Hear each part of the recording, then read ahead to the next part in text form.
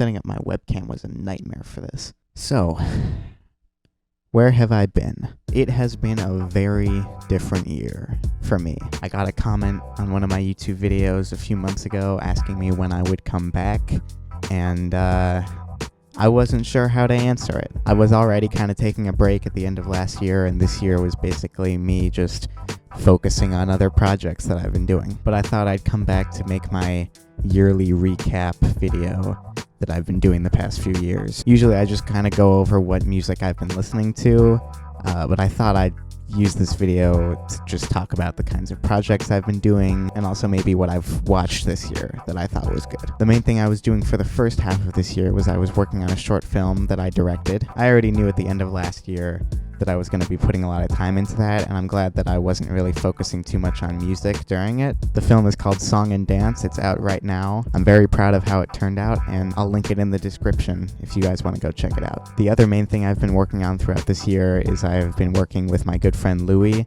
He's a rapper, and I've been producing beats for him for pretty much this entire year. So it's not like I was completely absent from music, but I was really collaborating with him much more than I was working on solo stuff. I'll link his channel in the description. We've put out quite a few songs this year. I'm very proud of how those have turned out as well, and I hope you guys check them out. Those are the main two things I've been working on, and it's kind of what's been taking me away from this channel. I guess the other thing was just that I was working on music solo for a very, very long time, and I felt it was time for a break. The question of if I'm gonna return to making videos on this channel is a hard one to answer. I won't make any guarantees. In terms of what music I've been listening to throughout this year, I once again have a playlist that I've been putting together throughout this whole year that I will also link in the description. I'll go through a few highlights right now. I talked about it in last year's recap, but I still continue to listen to the rapper Logic. I was introduced to Logic last year by my friend Louis. Logic actually put out a new album this year called Ultra 85, which might be my favorite album of his yet. I have a few songs from that album on my favorites playlist, and I would highly recommend listening to the whole thing. That album came out in August, but even before then I was listening to a bunch of Logic stuff throughout. Another artist I was briefly introduced to was a band called the Lemon Twigs. The Lemon Twigs have a very nostalgic sound to their music.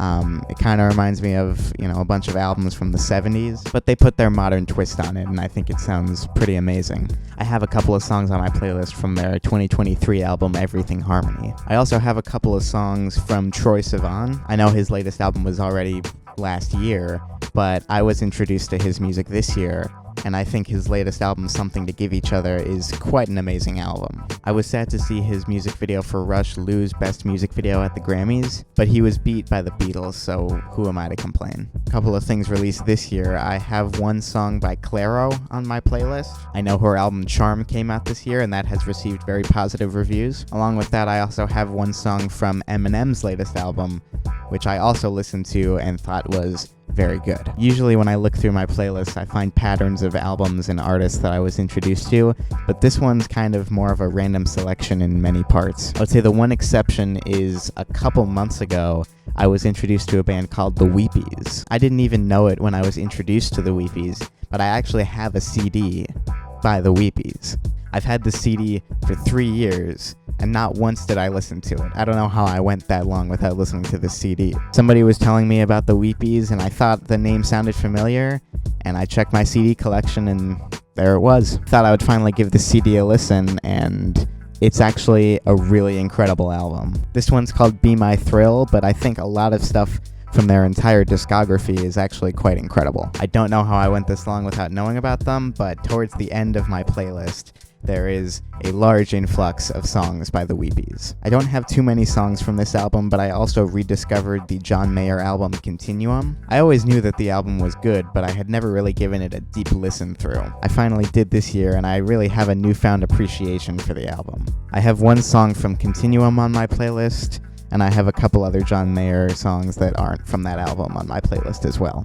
The The final one I'll mention from my playlist this year is the song Taste by Sabrina Carpenter. Of course, the whole album, short and sweet, is pretty amazing, but I really thought Taste was quite a standout track from the album. Taste was the only one from Sabrina Carpenter's album that I thought was really, really exceptional. Songwriting-wise, production-wise, performance-wise, it's just kind of incredible across the board. And I will also give Serban Genya props for his mix on that. I think that is also pretty incredible. And while I do think Taste is the standout track, I would recommend the whole album. Those are pretty much the highlights from my playlist this year. Switching gears a little bit, I would like to go over some films that I've seen this year that I thought were really exceptional. I can now call myself a filmmaker, and as a filmmaker, I felt that I should start watching maybe a little bit more movies than I used to, just to start getting more influence for future film projects. And yes, I am on Letterboxd. I will link my profile in the description.